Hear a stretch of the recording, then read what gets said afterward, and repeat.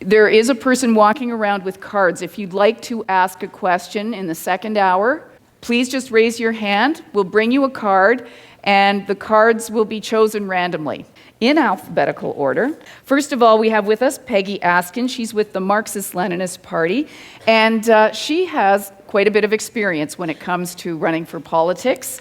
She is a retired telecommunications worker. She worked for AGT and TELUS for 27 years. She's the president of the Calgary and District Labour Council and was president of the Telecommunication Workers Union Local 203. She has run in Calgary-Centre-North in 2004, 2006, and 2008, and she's going for it again in this election. So thank you for joining us this evening, Peggy Askin.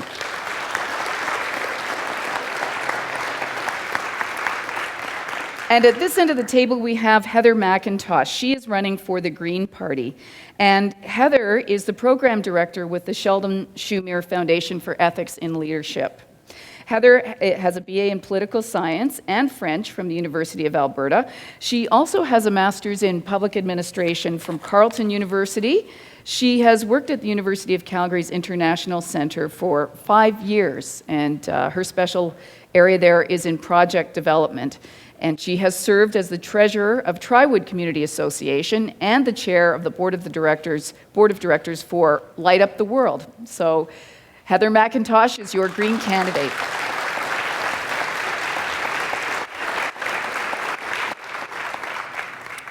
And sitting next to Heather is Stephen Randall. And Stephen Randall is your Liberal candidate. And Stephen Randall is an author, he's a history professor, and the former dean of the Faculty of Social Sciences at the University of Calgary.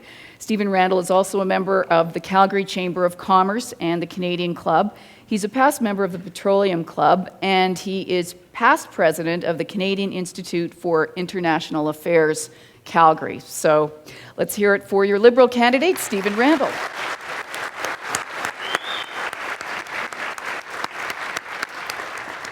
We have another candidate who spends a lot of time at the University of Calgary, and that is Michelle Rempel. She's your Conservative candidate for Calgary-Centre-North.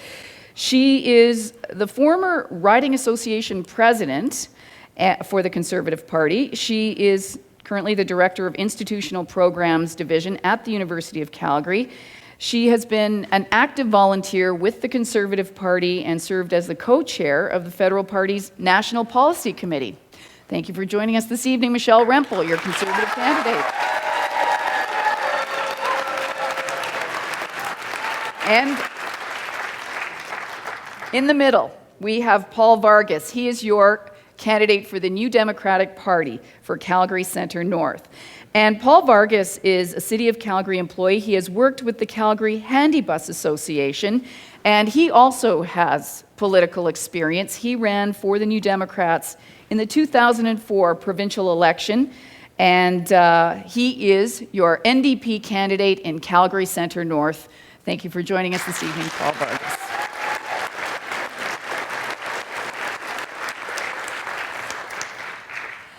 Let's begin, and our first speaker is Peggy Askin with the Marxist-Leninists. Thank you, Don. I just want to start by saying I'm past president of Labour Council, and I guess the first issue that I want to raise in my introduction talking to you tonight is the whole issue of who decides the agenda in Canada. Who decides the agenda during the elections? Who decides the agenda before and after?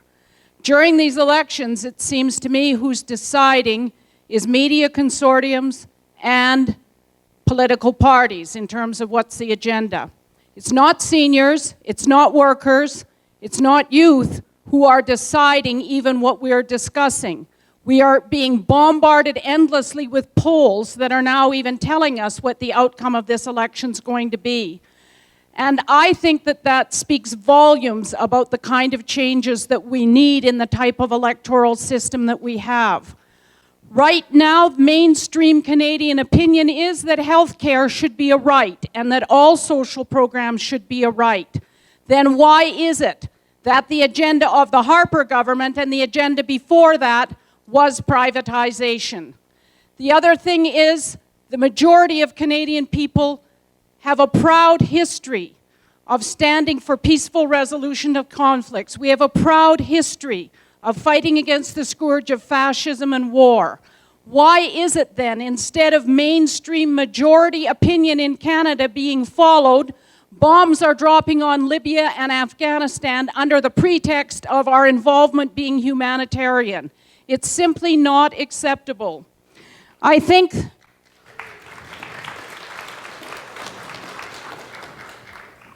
that this electoral process needs to change so that it is Canadians and public right that are at the heart of decision-making, not monopolies. Thank you. And our second speaker is Michelle Rempel with the Conservative Party. Michelle? Well, good evening, everyone, and thank you for your time tonight. My name is Michelle Rempel, and I'm your candidate for the Conservative Party of Canada here in Calgary-Centre-North. Over the last 5 months, I've talked to thousands of people on the doorstep in our community, hardworking people like you and me who are concerned about our country and concerned about our community. As we head into the final week of this election, I very clearly heard one message from many of you. We are in an election that we don't need, and we need stability in our government.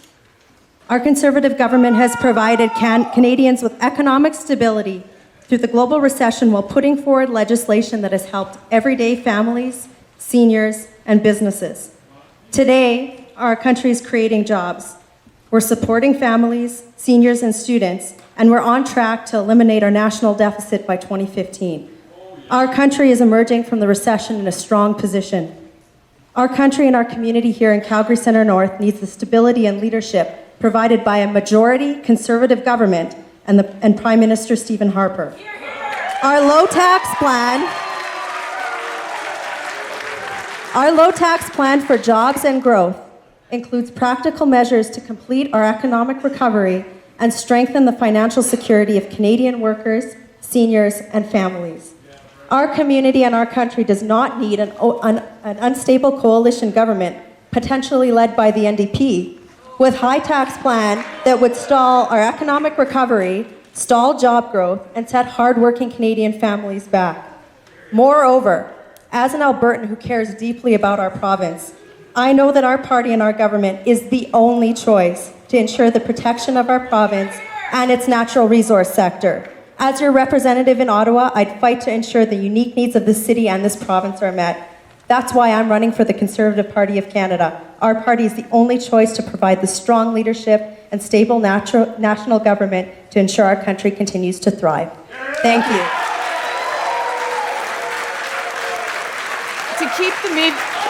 Let's keep the evening moving.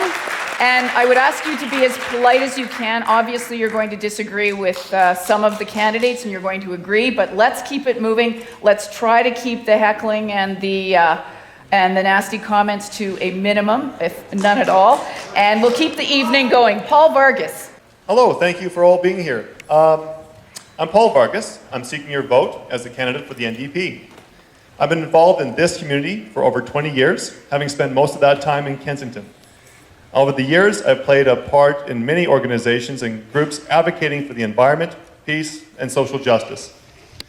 I've committed my time and my effort to trying to make this world a better place, working towards a better future and helping those in need.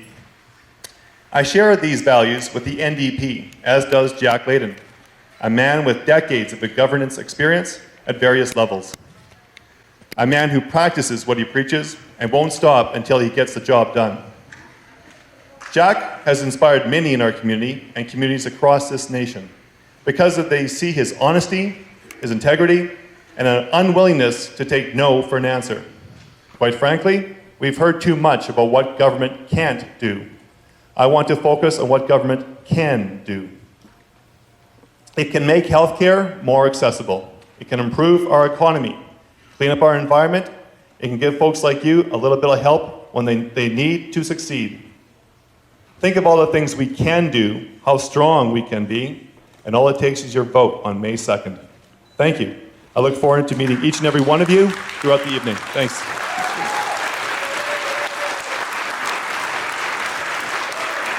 Stephen Randall.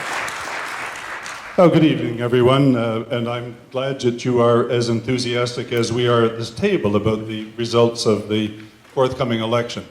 I'll talk more about myself during one of the set questions that we have. I do want to stress, though, at the beginning, we would not be having an election had the Conservative government not be held in contempt of Parliament, ladies and gentlemen.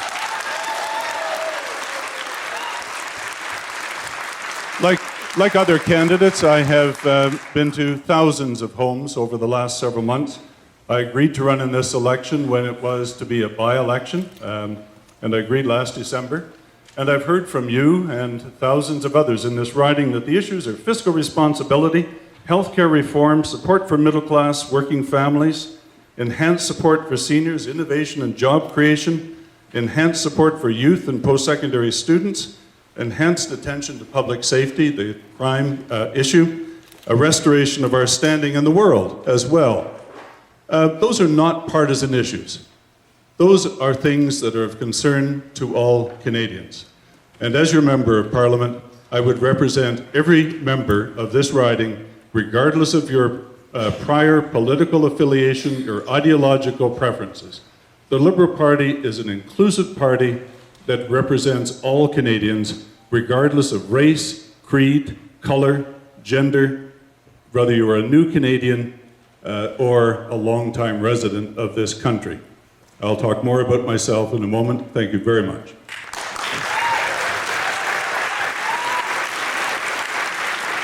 Heather McIntosh. I just want to start by saying thank you to Wild Rose United for organizing this and for the fantastic turnout. I think it's a good sign for our democratic engagement, and I appreciate all of you coming out and getting involved, so thank you.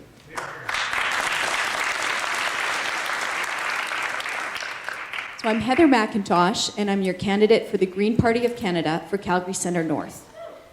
I'm a native Albertan, born and raised. I live in Collingwood, which is in the riding, with my husband Ray and 2 daughters who are in junior high.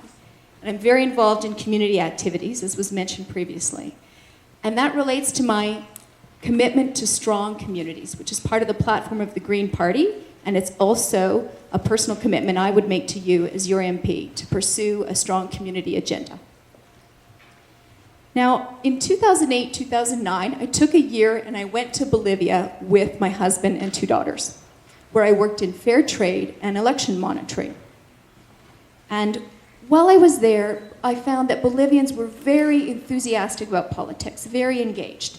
And I thought, you know, I really care about these issues. I need to come home and get involved.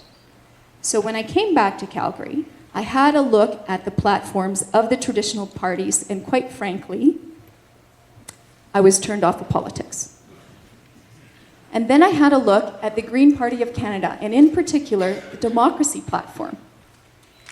And I felt excited. I felt like this is a party I can get behind. This is a vision I can support.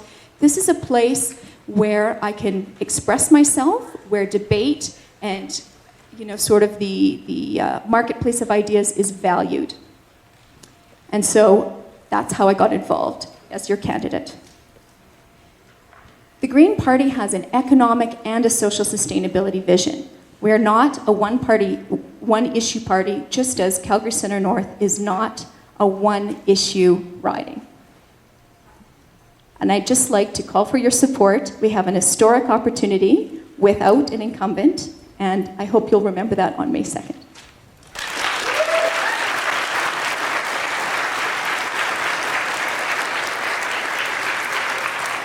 2 minutes goes by very quickly. In the first hour, we have a series of questions that each of the candidates has considered, and we're going to get to them right away, and we're going to go in reverse order this time. So we'll start with Heather McIntosh, and our first question for each of the candidates is, what skills or experience do you think are important in a member of Parliament, and how will your skills and experience help you should you be elected? So we'll start with you, Heather, since you went last. So skills and experience to be an effective member of Parliament for Calgary-Centre-North. I think you need both.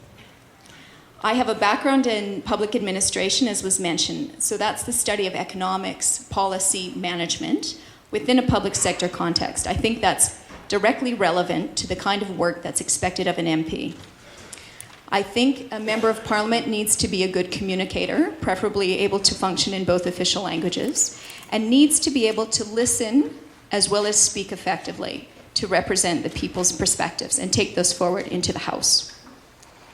I think an MP needs to be able to see the big picture, needs to have an understanding of the longer-term implications of the decision we make, which is part of ethical reasoning and part of true leadership.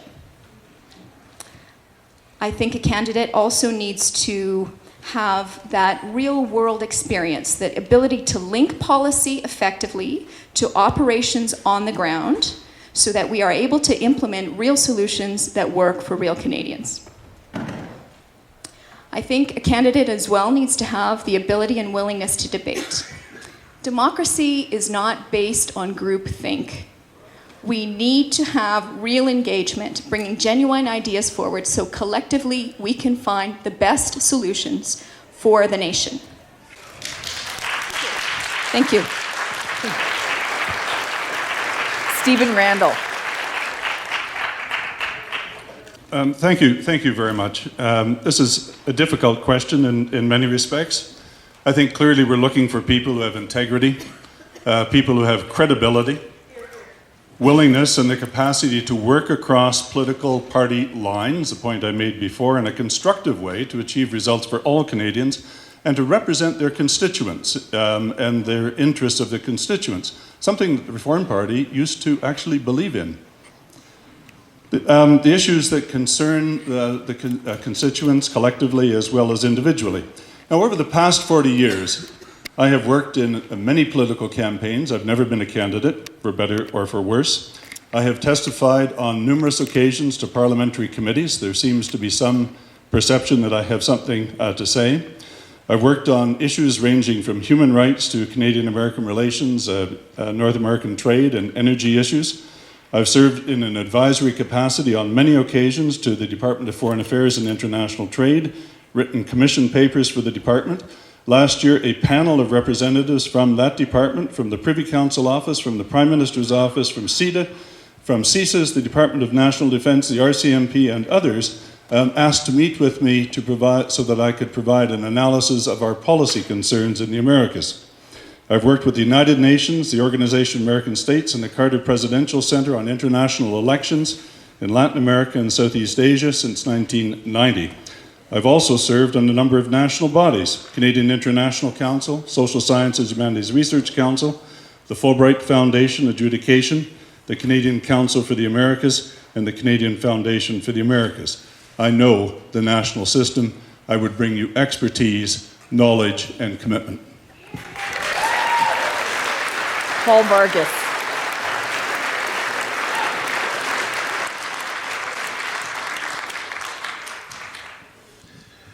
Being an MP means you have to represent your constituents in a fair and balanced way. You aren't just representing those who voted for you, you need to represent all of the citizens in your riding. It's not about partisanship. It's about understanding where people like you are coming from, understanding your situation, and working hard until the job gets done. I spent most of my life advocating for many different causes, including the environment, peace, and social justice movements. I've campaigned for what is right, and I've continued to do so today. Beyond my activism, I spent a significant portion of my life involved in small business, growing up working in a family, to helping run an organic food distribution system. I have spent many hours working at improving my own small business ventures. Having run a business, paired with being active in a variety of social movements, places me in a unique situation, one where I've seen both sides of the coin, both the need for the social programs and the cost associated with these programs. I see a balance to be struck, a balance between the costs and the benefits. We are not just taxpayers, not just a source of revenue. We are citizens, we are engaged, and we must be heard. That is what I bring to the table: an honest dialogue, frank discussion, and a work ethic unparalleled by all of my opponents. Thank you. Michelle.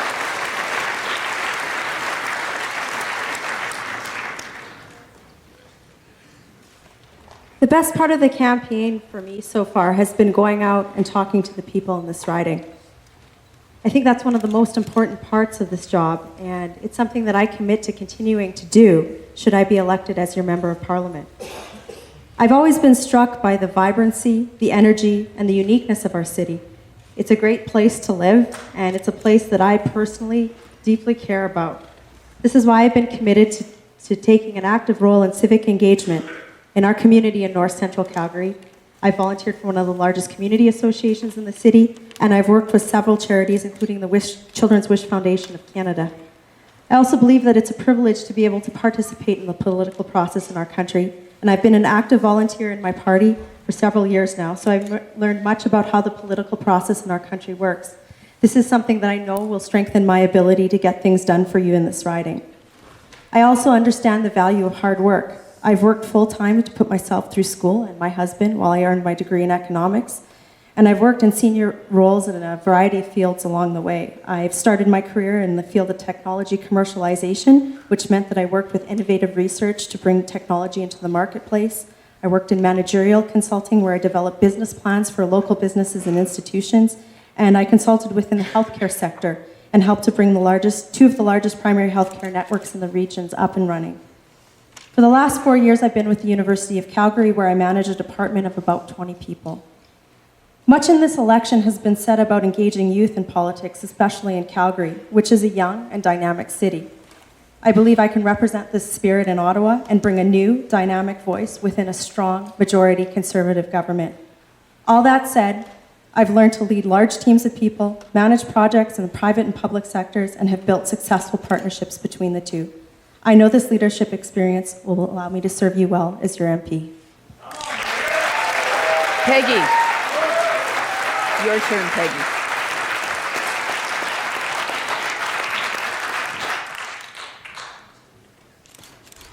I think there are two things in particular that are really important and critical for anybody running for Parliament or for anybody who is elected to Parliament.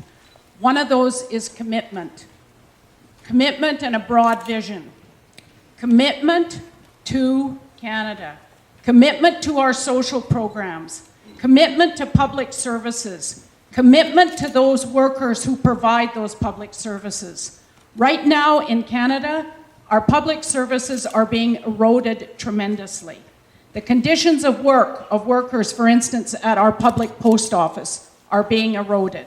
Their pensions are being decimated, their health benefits are being decimated, and to me, it's not a small matter. There is an agenda in this country that if you're running for Parliament, you need to be committed to, and that is committing to defending public services in this country. The other thing I think is very important for someone running for Parliament or being elected is to actually have accountability to those who you represent. Now, most of my life, I have represented working people and represented women in terms of the kinds of issues that I have been involved in. And I would have a commitment to making sure that those people have a voice, making sure that pensioners have a voice, making sure that we all together fight for retirement security and defined pensions for all of us, not that people are left to fend for themselves in group savings plans and this type of thing. The other thing that I think I said is very important is a broad vision. That is a Canada that is actually part of seeking peaceful resolution to conflict, and not a Canada that is part of the US war-making machine. We're going to let each of the candidates have a chance to answer first. And so, Stephen Randall, you get this question first, and then I would invite the other candidates to jump in. You won't have as much time to answer as the person who responds first to the question. I hope that's okay. I'll try to be as even-handed as I can. Upon graduation, the average student in Canada now carries the burden of a large debt. This is putting the promise of a post-secondary education beyond the financial reach of many Canadians. What steps would you take to make post-secondary education more affordable and accessible? Thank you very much. This is an area, of course, where I have been working for more than 40 years now. The issue is a very serious one, and some of my current and former University of Calgary and students, and indeed some from other cities in the country where I have taught are here, and they know the problem. We have one of the lowest post-secondary participation rates and completion rates, frankly, in the country, and that's a reflection in part of high tuition costs. It's also in part a reflection of the boom-bust economy that this city, fortunately or unfortunately, experiences. What would we do in a concrete way? The education passport, which has been praised by business commentators, will provide for students starting in grade 9 going through grade 12 $1,000 a year to be available at the beginning of their university program. This is too little. There's no question. We need to do much more along those lines. We need to expand student debt forgiveness as well. Our proposal of a tax credit for volunteer work, I think, is a step very much in the right direction in this regard. I think we need to expand the provincial and indeed potentially federal bursary programs for students in need. And we need to clear away some of the impediments. Students at SAIT told me just a week or so ago that car ownership disqualifies them from a good deal of financial support. Well, until our public transportation system improves in this city, and given our urban sprawl, I'm very sympathetic to students who need a vehicle to get to their institution as well. And finally, on a technical level, there are electronic sources of materials for course use, which many of us are using in a university environment now, which greatly reduces the impact of the high cost of textbooks and secondary materials. And our university libraries, I think, are doing a much better job on this as well, including, as you might note, the Taylor Family Library, digital library at the University of Calgary. Okay, and just to mix it up a little, Paul, how would you differentiate your views from Stephen Randall's? Well, first of all, we are trying to place about $800 million towards tuitions to lower and to improve universities, and a further $200 million towards the Canada Student Debt Load, a student grant program, I should say. Jack Layden has talked about this a number of times, and since the election was called, the financial burden being placed upon students is far too great for them to bear. They're coming out of school with tens of thousands of dollars in debt. For a society that benefits from having an educated populace, we don't give nearly enough support to those who control or manage our future. I'd like to point out that it isn't just universities, but colleges and continuing education centers of all stripes that offer Canadians an opportunity to gain skills that they otherwise would not have had. Michelle, how about you? So, Donna, do you have a rebuttal, or is this... Yeah, or Is this the presentation of our thoughts as well? I thought we had 2 minutes for that. well, how would you differentiate your platform on education from what's been said so far? Okay, great. Well, it wasn't so long ago that I found myself working through university, and this is an issue that's near and dear to my heart as well, because I've spent most of my career in the post-secondary education sector, and I know that myself and my party really are strongly committed to ensuring that we have a well-trained workforce. Since 2006, our Conservative government has introduced a variety of measures to support students, including the Canada Students Grants Program. Our Economic Action Plan has seen over $2 billion in investments into post-secondary education, especially in infrastructure. And we've invested over $10 billion annually in students and in education. I think it's important to note that programs that we've put in place, like the tuition tax credit and the textbook tax credit, would be eliminated under opposition party platforms. And, I just really strongly support the plan that our government has to both ensure a balanced economy and support for students in the future. Okay. Peggy, go ahead. I'd just like to put a question to people. That is, why are universities not considered part of the public education system? That's number one. Number two, in terms of funding, education is an investment. It should not be considered a cost. And one thing I think that we should consider is actually taxing corporations at the point of production for funding education. There's a reason for that in the sense that, for instance, banks are massively enriched from university students' indebtedness. It's simply not right and it's not acceptable. Education is a right. Heather. Go ahead, Heather, and then you can come back to Stephen. It's not on. Yes, it is now. Since I began, I had no chance to rebut what others said, and Just so I a would second. like to... Let's let Heather respond first. Yes, okay. I think we might have to go back to Plan A. All right. Sorry.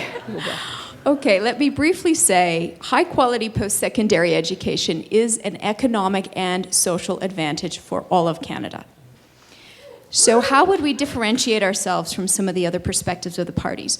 We favor a national tuition student loan program available to all post-secondary students regardless of parental income. Because once you're in post-secondary, you are an adult, you deserve to be treated as such. While we can appreciate, we appreciate the attention to post-secondary education that Stephen's party is bringing, we would focus rather than on a universal platform, bursaries based on need, targeted towards the groups who are underrepresented in post-secondary. So those would be Aboriginal Canadians, low income, and first-generation learners whose parents didn't go to college or university. We think it's a more fiscally responsible approach. Okay. Go ahead, Stephen, and then what I'll do is just so I can... I have only one point Okay, of fact, go ahead. and that is that the Conservative candidate indicated that the tuition tax credit would be discontinued with the other party platforms. That's absolutely false. Okay, I think... One more point to you, Michelle, and then we'll move on. I think, to be clear, we need to understand that the Liberal Party platform would actually increase taxes in a variety of ways, including this. All right, now we're going to question number 3, and I think we're going to go back to Plan A, but it is, let's face it, we like it when they mix it up, but we want to be fair and we want to hear their views, so we'll go to Plan A. Each of you will have an opportunity to answer the question for 2 minutes. All right, Paul, whoever wins this election will be in charge of negotiating the federal, provincial, territorial accord on healthcare funding, which expires in 2014. What do you see as your party's commitment in negotiations to get improved efficiencies and levels of care? When the NDP was asked about health accords with the provinces, Jack Layton said in his response, "We need to get the deal done and a deal that works for Canadians. We need to ensure that our healthcare system is no longer left to go to shambles, as recent Liberal and Conservative governments have allowed. It is a cornerstone of our society, our Canadian society. It is important to protect it. The 6% escalator will continue, but so too will the ongoing dialogue. It's not good enough for the Prime Minister and Premiers to sit down every 10 years to hash out a deal. It needs to be ongoing and addressing the needs of the system as it needs to be addressed." I would like to remind you the NDP brought in public health care to Canada.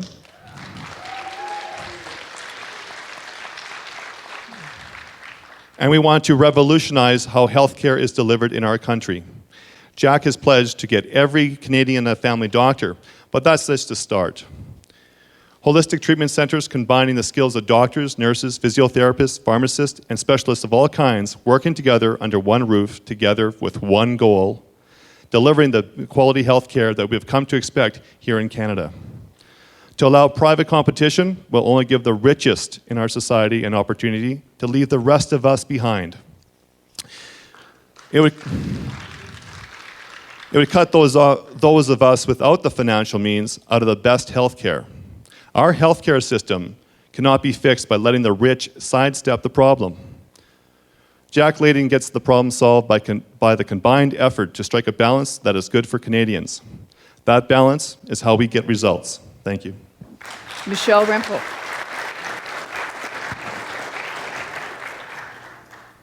Well, first off, let me say that healthcare is one of the most important issues in this election facing me as well. I know from the thousands of doors that I've knocked over the last few months that it is for you as well. Over the last several years, my mother and my sister and I, who's in the room tonight, have begun to look after my grandmother who's now encountering the onset of dementia. And Having grown up with her caring for me all of my life, I know that ensuring her quality of life and ensuring care for her complex medical needs is something that I feel very strongly compelled to fight for. I've also worked in the healthcare sector and to help healthcare providers spend taxpayers' money more intelligently to ensure that we have the best healthcare in the world, especially here in Calgary. Ensuring the sustainability of our universal and public healthcare system is something that all Canadians need to be concerned with, and it's something our party has committed to. Since we took office in 2006, our government has increased health transfers to provinces and territories by 33%. That's over $30 billion. Previous governments slashed these transfer payments. The 6% increase in healthcare transfers to the provinces have been in every budget the Conservative government has brought forward, and it's in black and white in our platform. We're committed to ensuring that our provincial partners, with whom within their jurisdiction healthcare service delivery falls, have a stable source of funding to budget for their service delivery programs. Peggy Askin.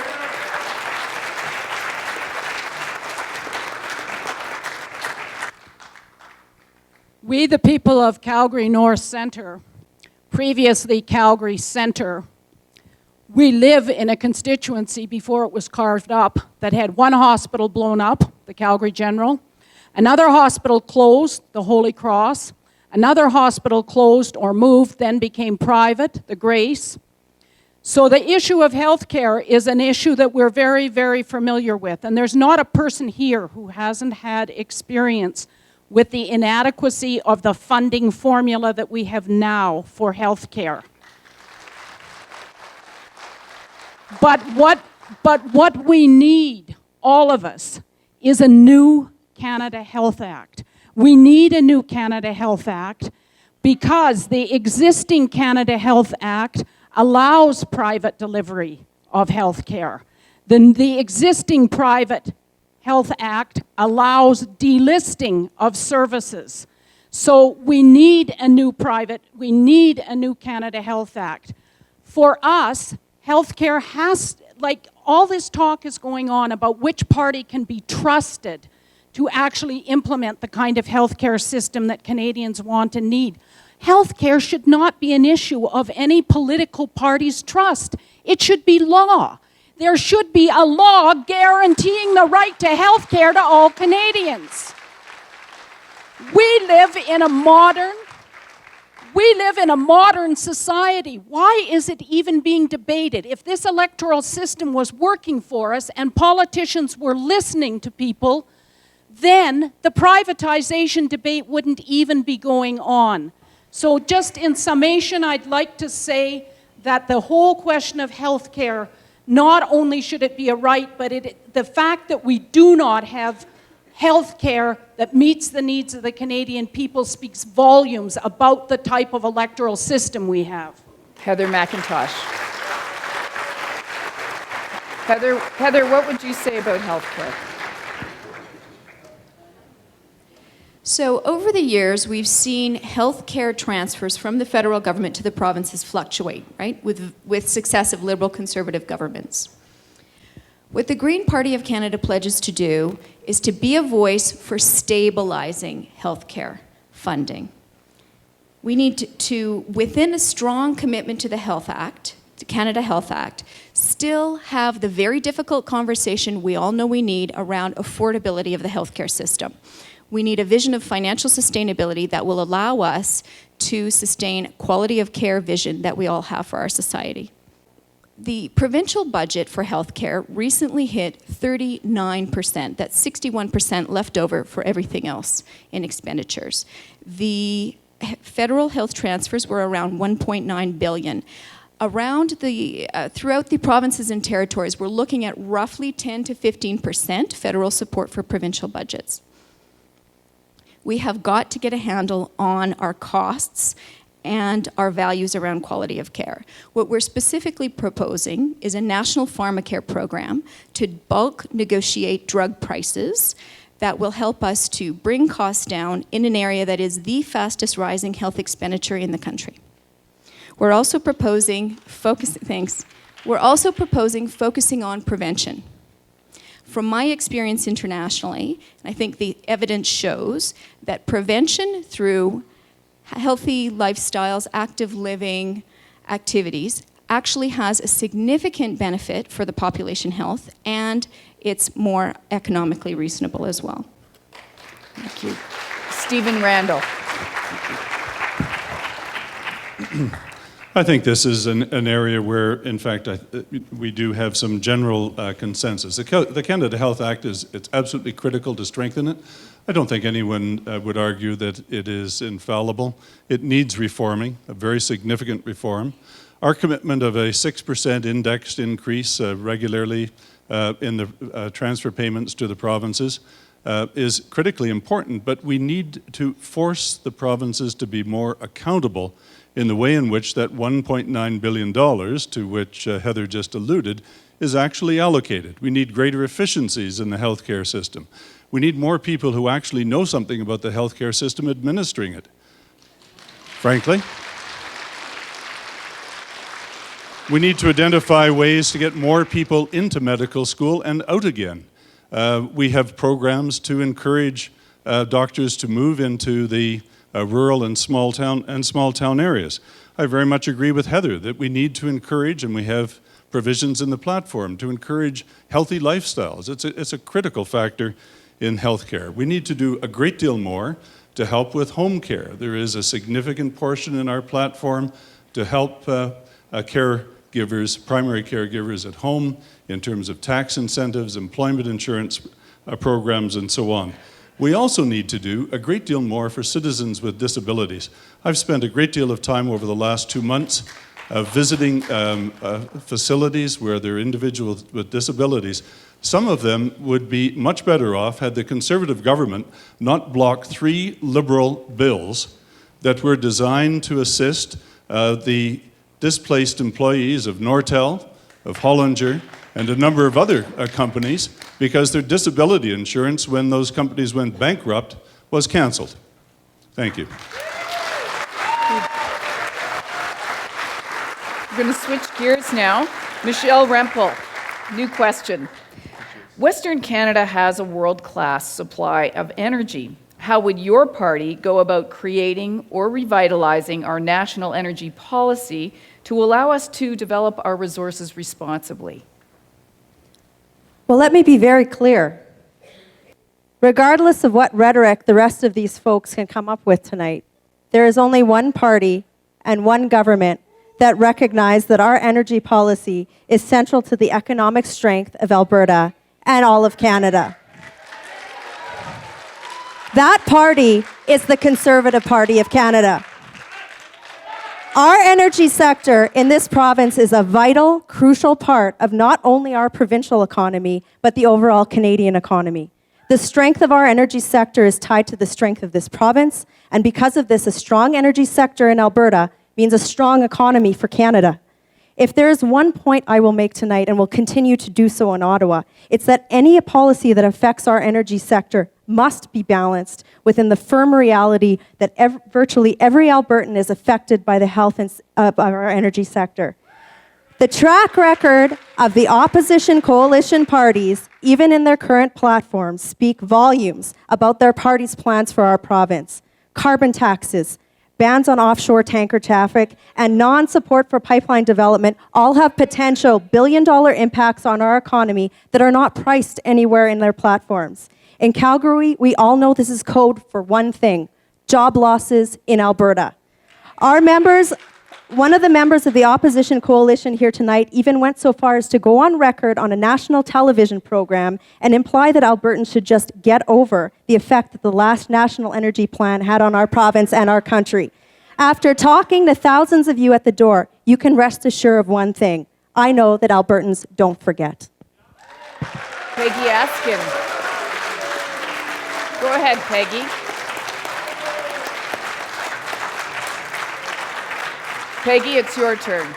Well, at the risk of an alternate vision being called rhetoric, I'm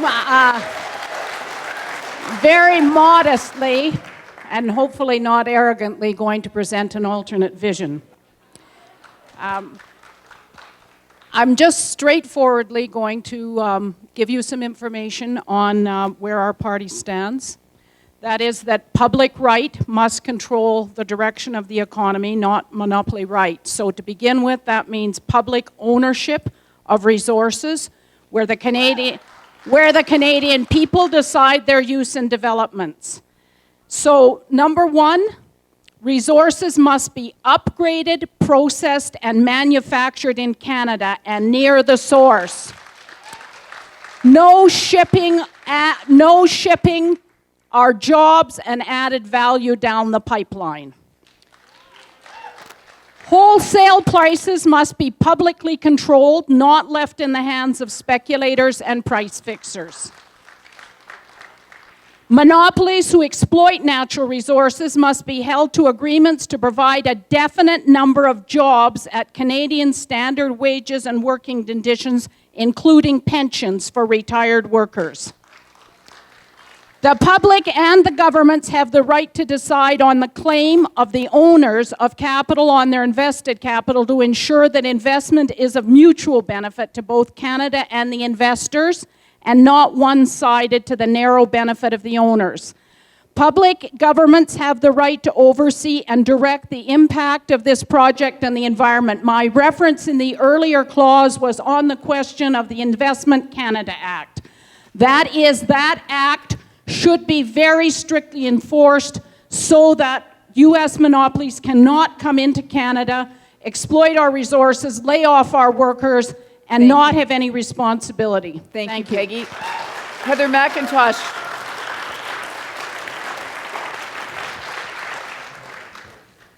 Well, I was in Alberta during the last NEP, and it was an economic disaster for the province, and it caused a massive fracture in the national unity. Albertans felt dismissed by the Liberal government in Ottawa at the time, and that's had a long-term impact on the province.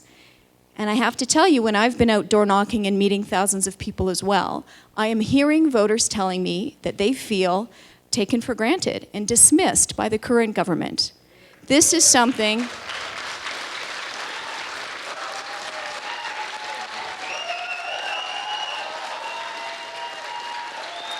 I gotta keep going.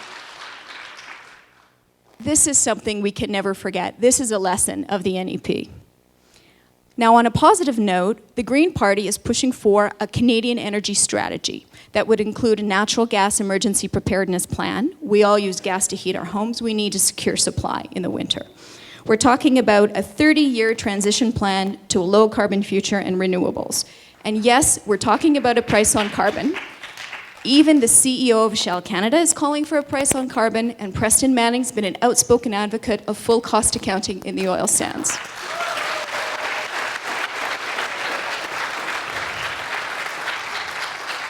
The future of energy is green. We need to position ourselves for this future market. It's the right thing to do environmentally, and it's the responsible thing to do for our economic prosperity. Stephen Randall. Go ahead, Stephen. Sorry. Thank you very much. I find is there no sense of irony here that the provincial government is now talking about a national energy policy, and the Conservative government is now talking about a national energy policy as well? The bottom line is we have suffered dreadfully from the hangover we all suffered from the ill-timed and ill-conceived national energy policy in 1980. I don't think anyone would ever deny that. But it's 30 years ago. As Paul Martin said very recently, the only person in the room who actually remembered, who was old enough to remember it, was Jim Palmer. But let me raise another issue. The Conservative candidate has conveniently failed to comment on the fact that the cap-and-trade policy, which the Liberal Party is advocating, was in fact the Conservative Party's platform in 2008. And let me tell you what the United States Environmental Protection Agency, before we have criticism about the cap-and-trade policy, says the following: successful cap-and-trade policies reward innovation, efficiency, and early action, and provide strict environmental accountability without inhibiting economic growth. Thank you. Paul Vargas. Thank you. Our obsession with petroleum-based energy creation comes from its abundance in our region. And although it is good in terms of short-term economics, we need to find better ways to invest our money, better ways to grow our economy.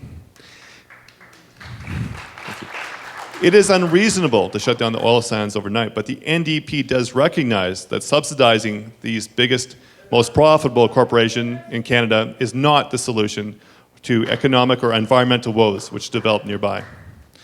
We will reintroduce former legislation which did pass through the House of Commons, but was defeated by Harper's unelected Senate to ensure Canada will meet its obligations to reduce our harmful emissions to below what they were in 1990.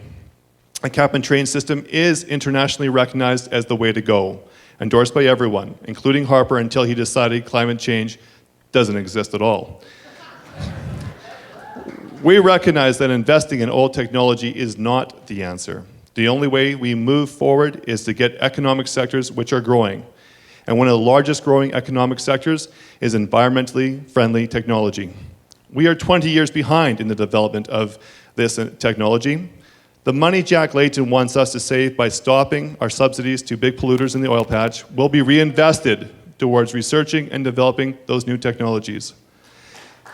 That investment will create jobs far greater than any job redundancies made in the oil patch.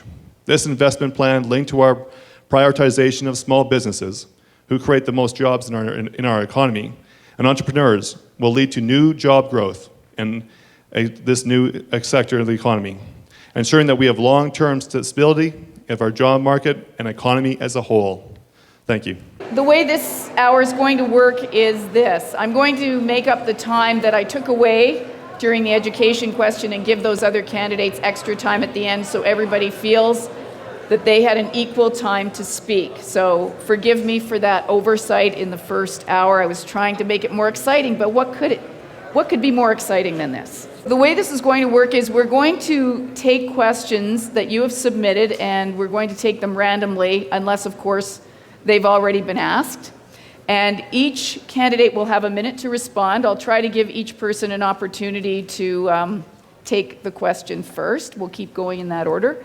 Those who wish to have a rebuttal to the question will be permitted to do so for a minute as well. So, but one rebuttal just to keep things moving. So each of you will have a chance to speak.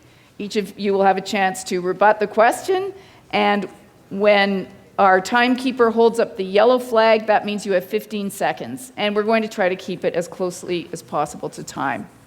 Thank you again for your attention. So, Peggy, the debate has been during the campaign about lower corporate taxes. And this resident wants to know about how the candidates feel about lower personal taxes. Peggy, how would you respond to that question? Well, I think there's a connection.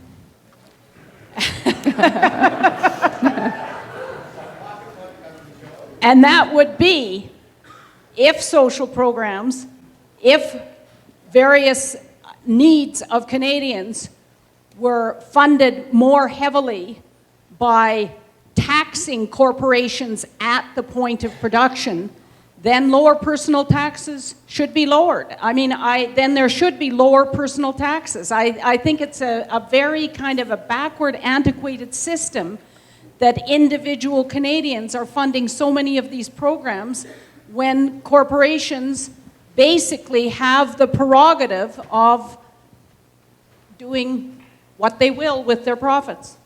Heather. So the Green Party is actually in favor of tax shifting. So that's using the fiscal framework effectively to incentivize the kind of behavior we want, like working, and create disincentives to the kind of behavior we don't want, like pollution. So in this context, we favor self-reliance. We'd like to decrease income tax for middle-income Canadians, the majority of Canadians. Specifically, we've budgeted in this proposal a drop in CPP and EI contributions. The Liberal Party platform is absolutely clear. No increase in personal taxes at all. Corporate taxes would remain at the 2010 level. This is one of the ways in which we are, in fact, able to fund, without increasing personal taxes, all of the social and economic programs in our platform. But maintaining a corporate taxes at that level, any economist will tell you that an increase in corporate taxes is not necessarily a good thing. We're not increasing them. We're maintaining them at the 2010 level. A 1% increase, a 1% increase in corporate tax could result in decreasing the across-the-board corporate tax base, which can decrease employment opportunities. There's no question. That's basic economic reality.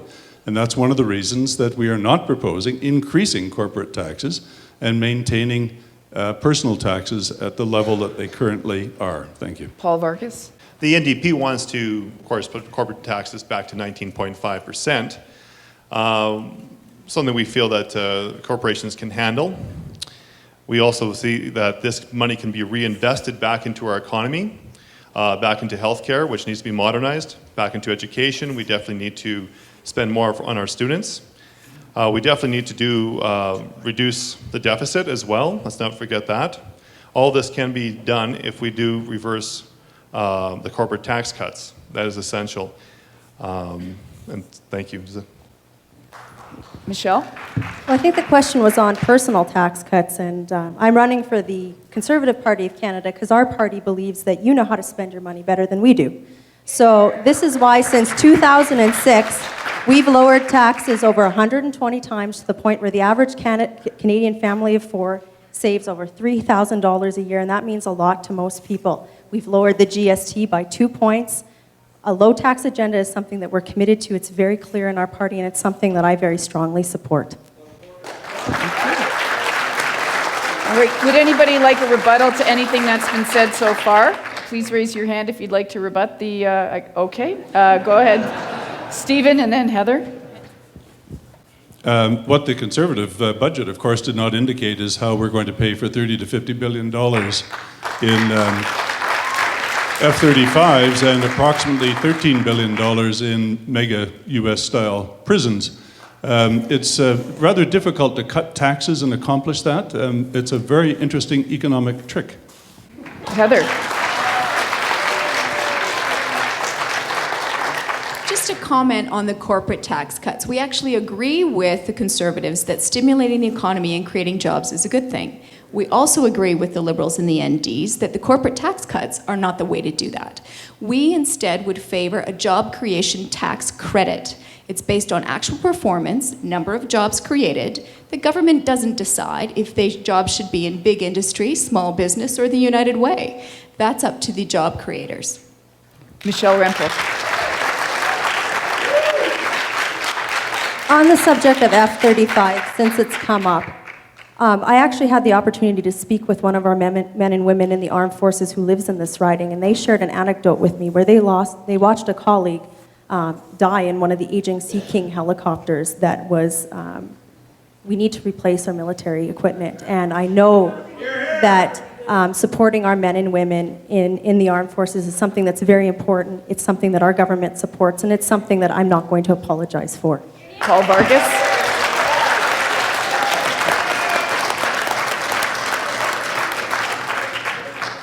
You, of course, realize that the NDP did not support the Afghanistan mission we honestly don't see how you can go to a different country, put a gun to their head, and change their opinion. It wouldn't work on me. It wouldn't work on anyone in my family. Another thing is that comes down to the money. The NDP really does want to reinvest in the Coast Guard and the Navies. We're not trying to leave our men in uniform out there with nothing but their shirt on their back or whatever people are saying about us. We truly want to reinvest in the military, bring it back up to standard, to protect our sovereignty in the north, and certainly to be ready for peacekeeping missions abroad. Thank you. Did you want a rebuttal, Peggy, or no? Are you good? All right. The next question, first crack at it, Heather gets. What measures can or should be taken to ensure a transparent, fair, and ethical government in Ottawa?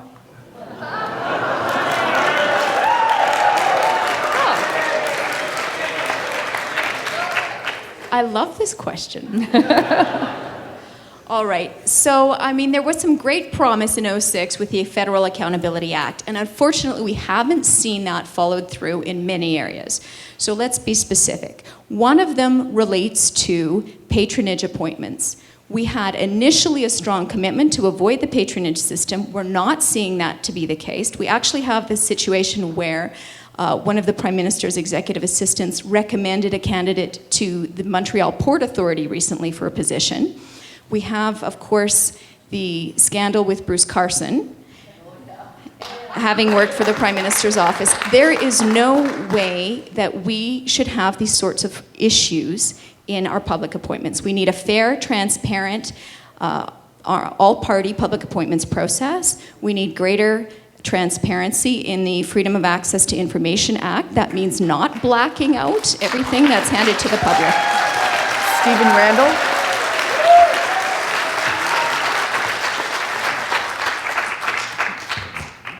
Actually, we're going to go in order, and then if you want to rebuttal, we'll mix it up. So, Stephen Randall's turn is to go second. I agree very much with Heather that patronage is a serious problem. The Reform Party, of course, did come to office promising Senate reform, including an elected Senate. Something seems to have fallen by the wayside. Parliament needs and government needs to take the Auditor General's reports rather seriously. That is, after all,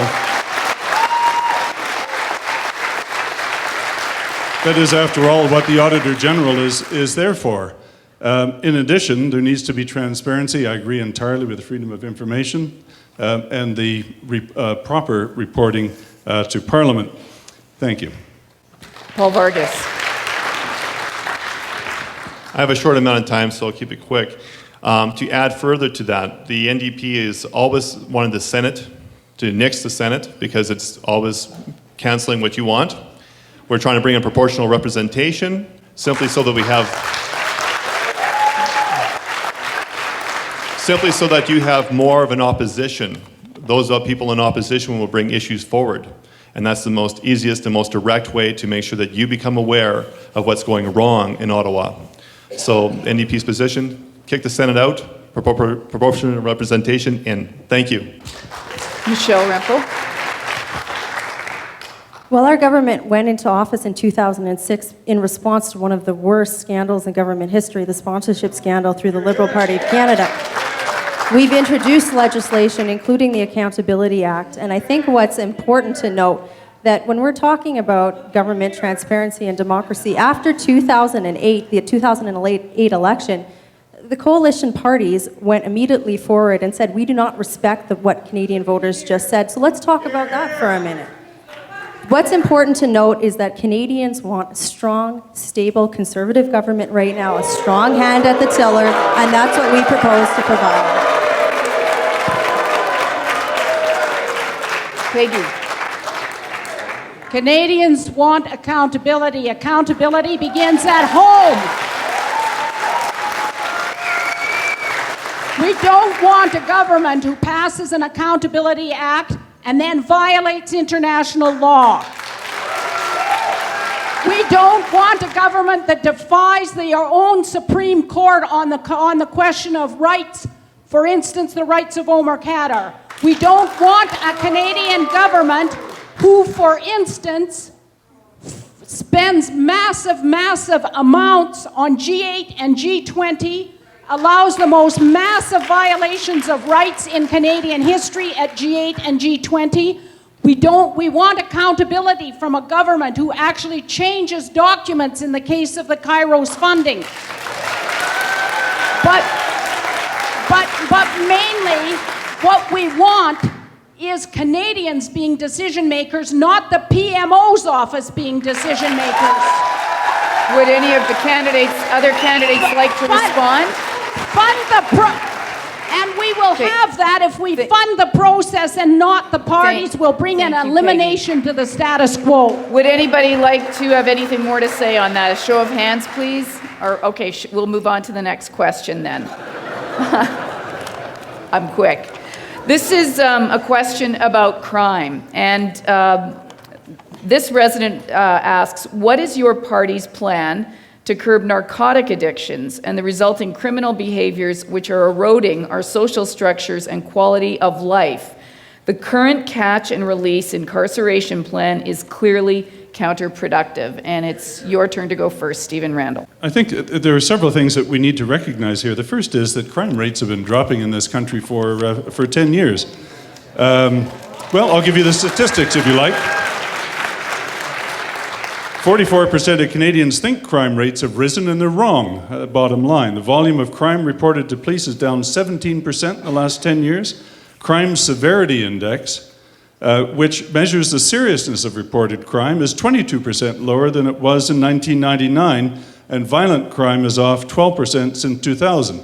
I mean, our perspective is that we need to be spending a great deal more time with our youth, providing effective social and economic programs for them, and not putting them in mega prisons. The fact is that the Truth in Sentencing Act, which the Conservatives passed last year, is lengthening sentences and filling jails so fast that it will double the cost of the federal and provincial penal system in 5 years. Paul Vargas. Well, the NDP has always supported more rehab centers for addicts. That would curb 80% of the crime that you're experiencing on the streets right now. So we need to move on that.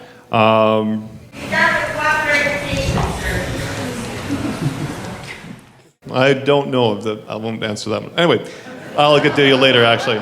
The NDP has always been smart on crime. We believe that idle hands do the devil's work. We want to ensure the hands of our children are busy with positive actions as opposed to getting involved in gangs. The most effective way to keep kids away from crime is to get them involved in community groups or activities, whether that's hanging out with the Boys and Girls Club, swimming at the YMCA, or just getting involved in organized sports. However, there are those who fall through the cracks. Criminals never really develop appropriate to function normally in society. We must give those people the tools necessary to turn their back on crime by giving convicts a chance to succeed when they return to society. If we do this, they're less likely to reoffend. Thank you, Paul. Michelle Rempel. One of the primary concerns of our government is ensuring the safety of all Canadians, full stop. The primary principle of this government since day one has been to look after the victims of crime, protect their rights, and ensure that serious, dangerous crimes are punished and that violent repeat offenders don't end up back in our communities. This is a principle shared by so many of you. I've heard it on the door from many of you over the last few months. Our government's approach to crime is in stark contrast to the opposition, who have continually blocked or watered down our crime legislation in committee. That's because at the end of the day, the opposition parties fundamentally disagree that we should be tough on crime, tough on criminals, and that our justice system should work to protect the rights of victims. Peggy Askin.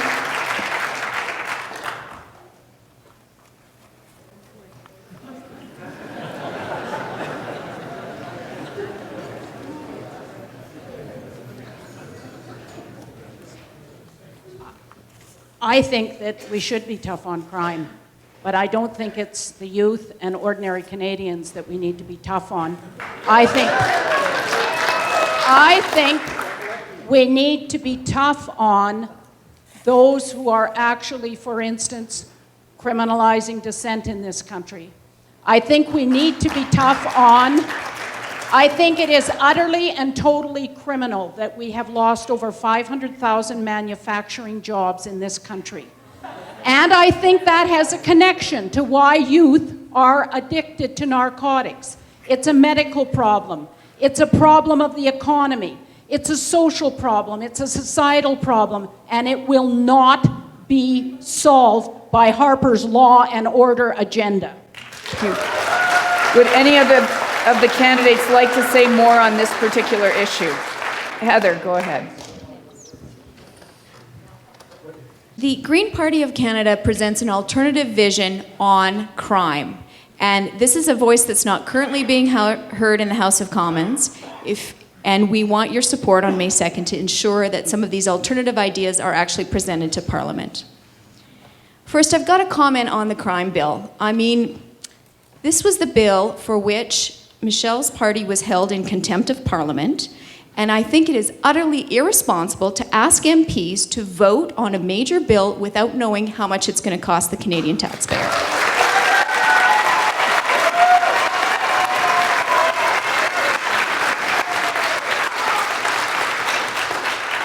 It costs over $300 a day to keep a person in prison. We think that we need to redirect policing resources away from petty infractions towards serious crime and crime prevention. It's like the healthcare situation. We need to stop treating symptoms and start treating causes. Does anyone else want to respond to this? Stephen Randall, go ahead. Just very briefly, I don't think anyone is soft on crime. We just have very different approaches to how we're going to deal with it.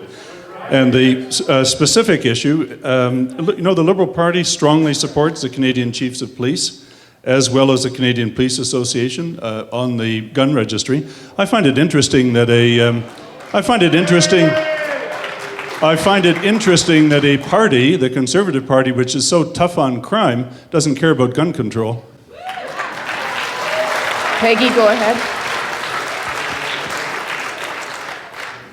I do want to make one other comment. We can call it a rebuttal. It's very, very serious. Their governments, both this provincial government and federal government, are very soft on crime. And the point that I'm making, for instance, April 28th is the International Day of Mourning for workers killed and injured in the job. Alberta has the highest number of workers per year killed on the job. So I think if these governments weren't soft on crime, these corporations would be going to jail for killing and injuring workers. Paul Vargas, go ahead.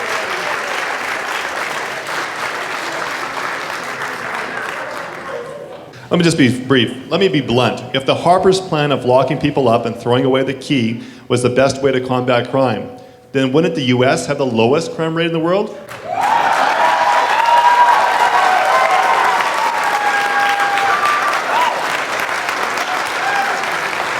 Michelle, did you have anything to add? I think we're very clear on what our position is with this issue, and we talk about the cost of housing criminals in penitentiaries, etc. But what is the cost of a victim of crime? And that's something that we're focused on as well. Thank you. Okay, Paul, you get this question first. This constituent asks, how will you change the top-down policy-making process and actually represent me in Parliament?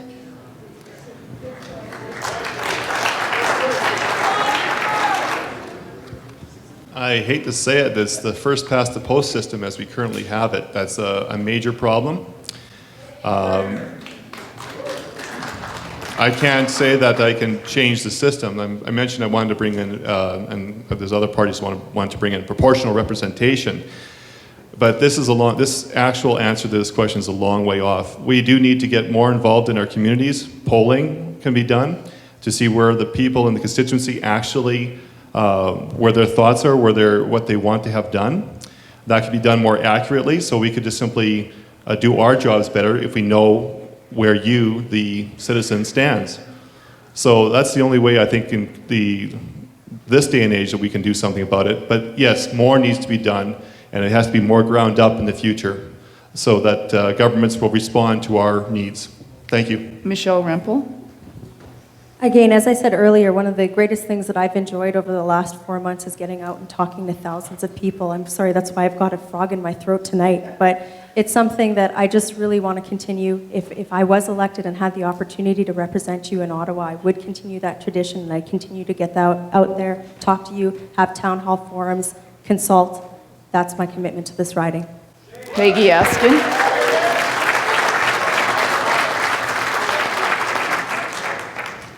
The issue of representation is really tied up with the question of people actually having a say in setting the agenda in the first place.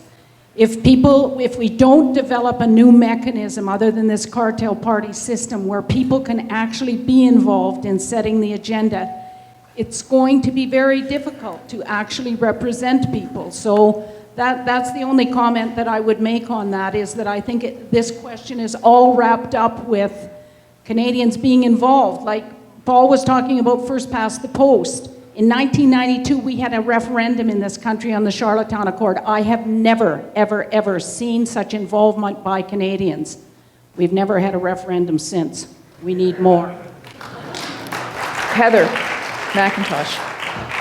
I think we're seeing a really positive trend in public consultation. So you're seeing more online consultations. You're seeing more opportunities for people to interact with government, and I want to continue that trend. I think it's important. The town hall is a rather traditional style approach. I think it can be worthwhile, it has its merits, but I'd like to look further at things like online consultations, using social media, trying to ensure we have two-way communication instead of just one way. And interesting, innovative approaches like participatory budget preparation processes where citizens can actually get involved. And we're seeing a first example of that here in the city of Calgary. Stephen Randall.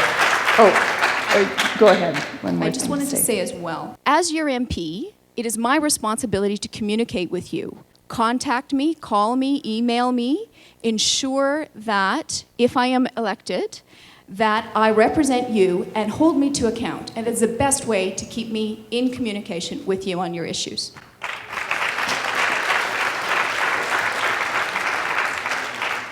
Heather's absolutely right. Consultation is a two-way street. No one on this panel can possibly speak to every one of the 83,000 voters in Calgary-Centre-North in a 5-week campaign. Though most of us have been working for 3 months on this, I hasten to add. I think the virtual town hall, which we ran for 3 of our Liberal candidates in the riding, attracted 7,000 participants this past week. It's not ideal, but it is a way to reach out. This is another. Heather's absolutely right that we have to be held accountable, and that is a two-way street. We have to reach out to you, and we have to have you reaching out to us and holding us to account. Anybody else have anything else to say on this, or shall we move on to the next question? Information is power, and this is a question to you, Michelle Rempel. If elected, what will you do to improve Canadians' access to information?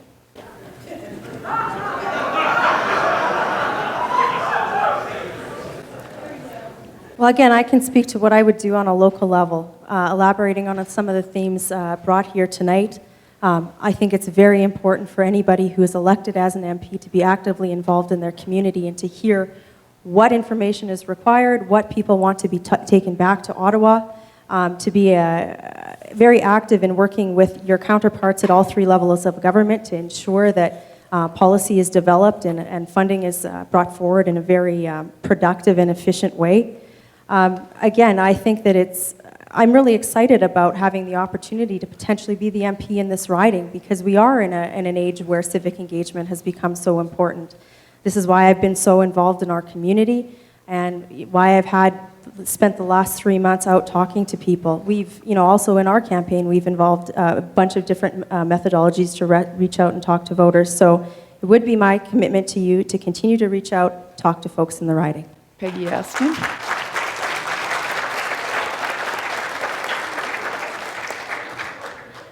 Well, I'd say that the question of an informed vote, I agree that information is power, but an informed vote right now, when there is such massive media control over what Canadians hear, is kind of a moot point. And I'd just like to quote you from something that I read today put out by the Foundation for Democratic Advancement. It's a Calgary-based organization titled Canada Gets Failing Score in Democratic Audit. And I'll just read one of their planks, and I think it makes a lot of sense to level out the playing field so Canadians can have an actual informed vote.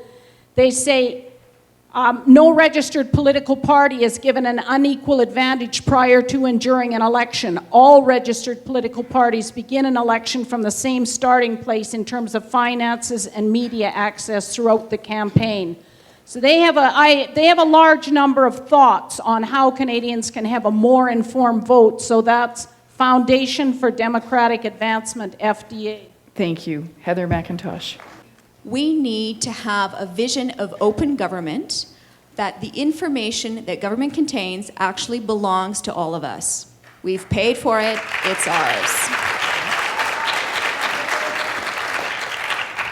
Within that vision, we need to streamline the process by which citizens can make requests to government.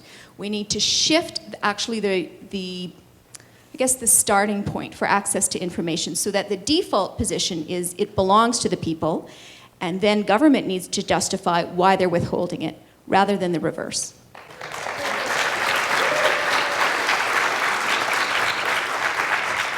We need to allow our public servants to speak to the media, to express their expert opinions, to answer to the Canadian public.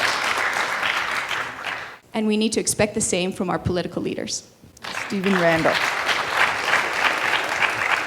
And, I won't repeat what Heather has already indicated. It's very difficult to imagine a Conservative government which is going to advance freedom of information when the senior civil servants are all muzzled, the diplomats have to have their speeches approved by the Prime Minister's office, and there's no respect for our senior civil service by this current government. You can't...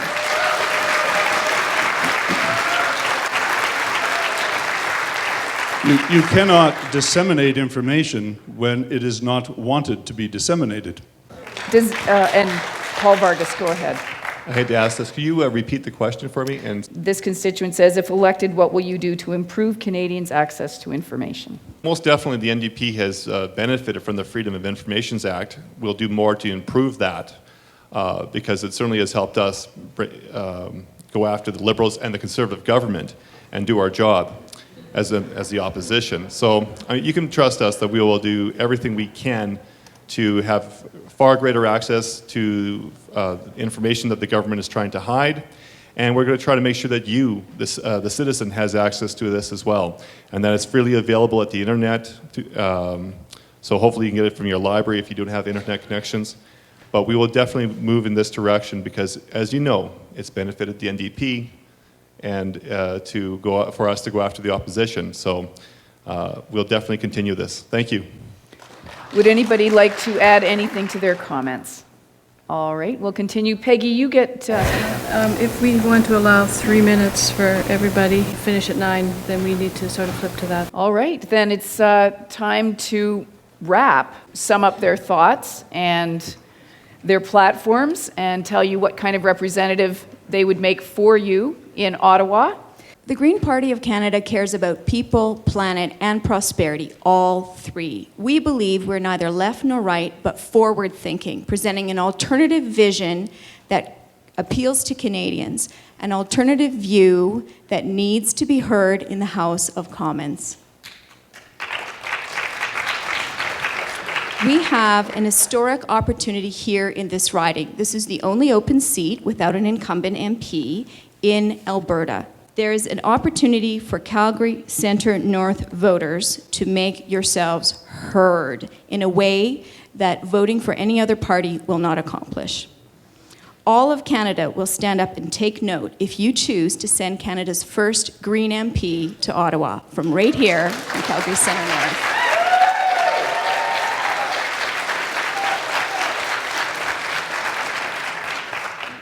Calgary-Centre-North deserves a strong candidate with experience who takes your issues seriously, is willing to be a courageous voice in Parliament, and is willing to demonstrate ethical leadership on the issues that really count.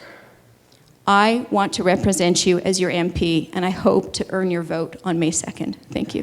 Thank you. Heather McIntosh with the Greens, Stephen Randall for the Liberal Party. Thank you very much to everyone who has come this evening, and also for the excellent and I think probing questions which have pinned all of us back in many respects. I bring 40 years of experience to administration. I have run budgets of in excess of $30 billion, supervised staff of more than 250 individuals. I've worked internationally and nationally on electoral reform, promotion of democracy and human rights around the world. And I am deeply committed to issues like fiscal responsibility, to healthcare reform, to support for middle-class working families, to enhance support for seniors, for innovation and job creation, for enhanced support for youth, to pull them away from the potential problems that we've identified this evening, and enhance attention to public safety. No one here is soft on crime. And I also want to see a restoration of our standing in the world. We really didn't have a discussion of our international relations and our standing in the world today, but I can assure you that if a Liberal government is returned, and if I am a member of Parliament for this riding, never again will we fail to get a seat in the United Nations Security Council,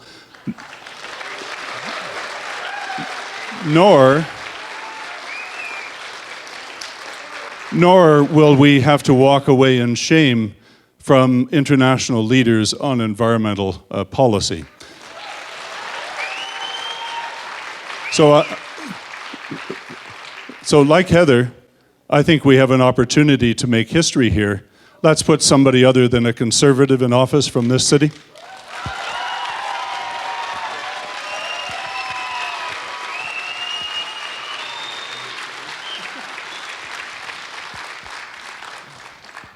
Well, as I said at the beginning, it's great for you all coming out, and I do appreciate you taking the time to do this. At the end of the day, on May 2nd, we've all got to make a choice. We need to decide, who do we want to be sitting at 24 Sussex Drive?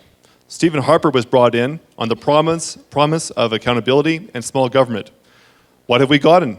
More secrecy and the biggest deficits in Canadian history. Michael Ignatieff, on the other hand, has less experience and is even more out of touch with the likes of you and me. Jack Layton has spent his entire adult life working hard and getting the results for people he represents. Spent years fighting hard against the Liberals during their sponsorship scandals and fighting harder under the blatant mismanagement of the Harper government.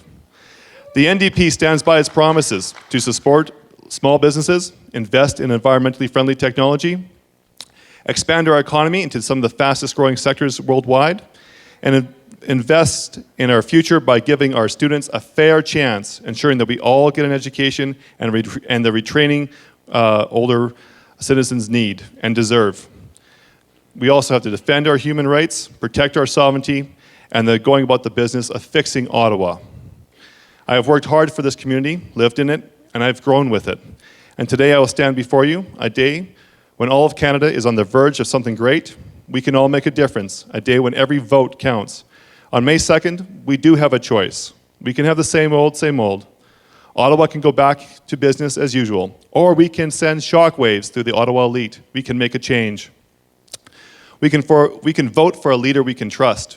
Vote for a leader who's focusing on what we can achieve, not what we can't. We know where Jack Layton stands. Please join him in this endeavor. We can all do this together. Thank you.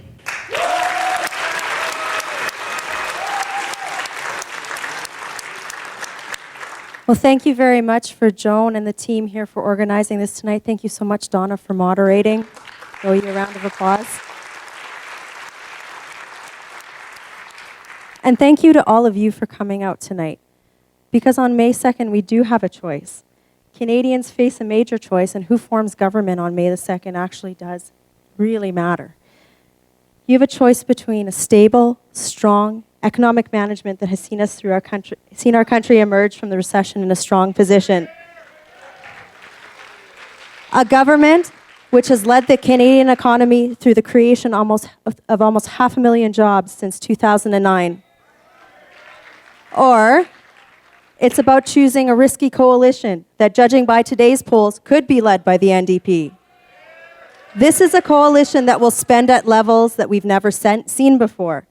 Debt will go up, taxes will go up, and our economy will suffer. There are a lot of things that these folks don't agree on, but there's one thing that their instincts always make them do, and that's ignore the needs of Alberta. And if there's one area in this country that will see massive job losses and economic turmoil under this government, it's right here in Calgary. So on May 2nd, the choice is clear. A stable, strong economic management led by Stephen Harper and the Conservative team, or a risky, high-taxing, job-killing coalition led by Jack Layton.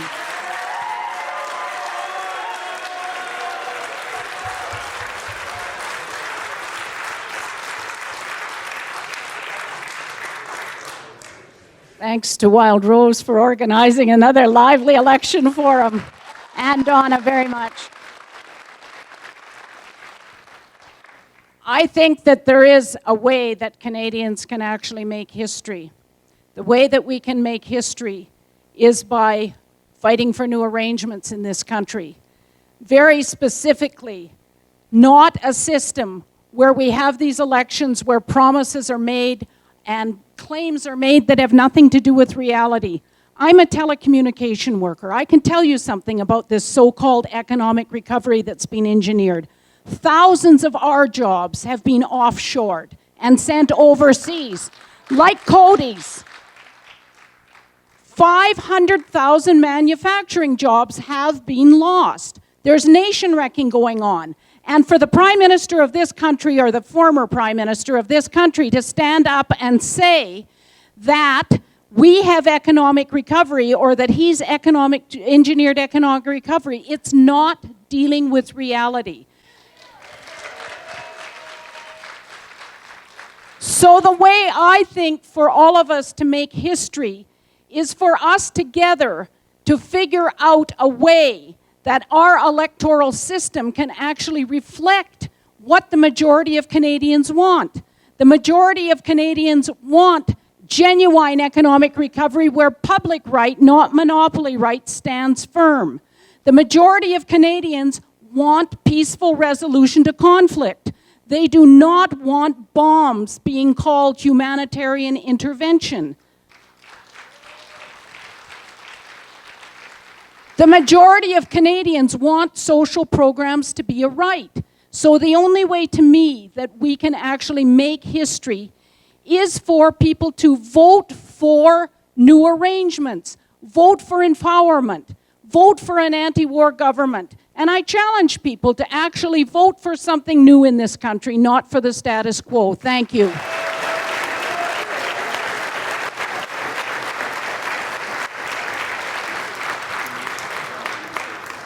You know that the only poll that counts, they say, is the one on election day, and you have some tough choices to make.